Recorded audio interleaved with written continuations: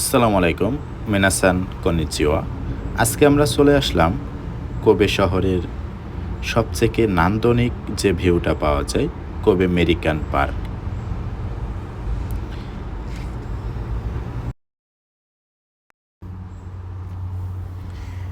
Kobe মেরিকান park মূলত Kobe সান্নোমিয়া station থেকে পায়ে হেঁটে ১০ থেকে ১২ মিনিট সময় লাগে।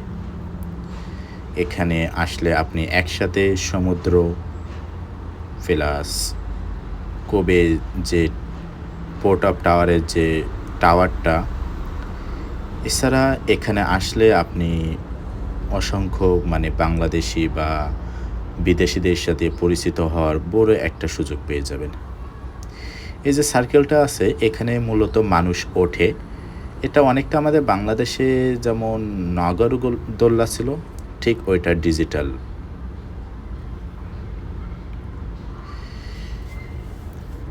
কোবেতে যে কয়টা জায়গা আছে তার ভেতর এই জায়গাটা অন্যতম একটা জায়গা। আমরা বিপরীত সাইড থেকে এই দৃশ্যটা নেওয়ার চেষ্টা করছিলাম, আমরা ৩ বন্ধু মিলে, যদি একজন ছোট ভাই ছিল সাথে।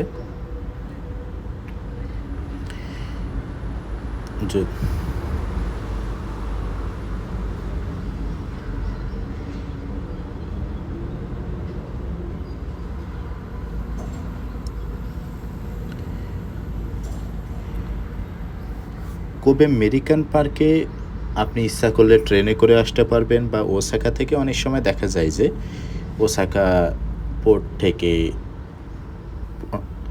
শিপে করে অনেকে কোবে পোর্টে আসে এবং সেখান থেকে কোবে মেরিকান পার্কে চলে আসে। আর এই যে আলোগুলো দেখছেন না, এই আলোগুলো রাত ৯টা-১০টা পর্যন্ত সর্বোচ্চ আপনার স্থায়ী থাকে। তারপরে আস্তে, আস্তে এগুলো বন্ধ হয়ে যায়।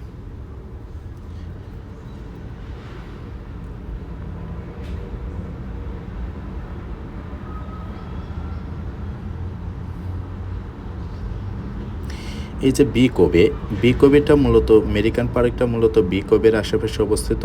কিন্তু বি কোবে লেখাটা এত সুন্দর দেখায়, রাতে যখন লাইটিংটা ফুটে ওঠে, আমি একটু আগেই দেখলাম, এত সুন্দরভাবে বি কোবেটা দেখা যায় যে আপনি আনন্দিত হয়ে যাবেন। ইন্টারেস্টিং একটা বিষয়।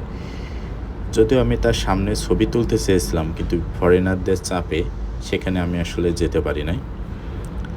আমার কোবে মেরিকান পার্কে যাওয়ার মূল উদ্দেশ্য ছিল নদীকে দেখা, নদীর পাশে বসে, নদীর ঢেউয়ের সাথে বসে শরীর যে একটা রিল্যাক্সিং যে ভাবটা আসে, যেটা আপনি এসির নিচে বসেও পাবেন না। কারণ জাপানে এখন প্রচুর গরম। আর এই গরম থেকে মূলত রিল্যাক্স পাইতে আমরা ৩ বন্ধু মিলেই কোবে মেরিকান পার্কে গিয়েছিলাম।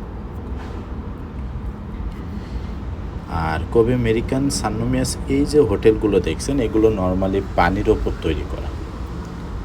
অনেক টাকা ব্যয় করে এগুলো তৈরি করা। আর এই দৃশ্যগুলো মূলত আমি দিনের বেলায় নেওয়া হয়েছিল।